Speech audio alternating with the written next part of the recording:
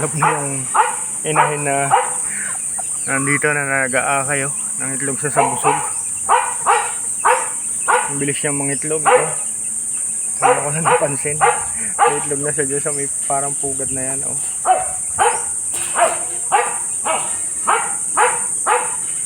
Pwede na natin siyang pakawalan para makapangatlog na ng magkaroon na similyo yung ano niya, itlog.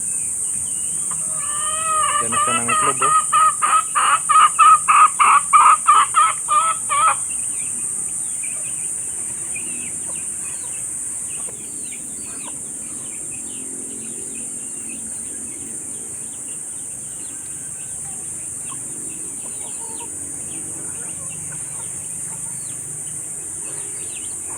Laki na yung mga anak niya. Isang buwan na yung maigi. Isang buwan na rin siguro yan. Isang buwan.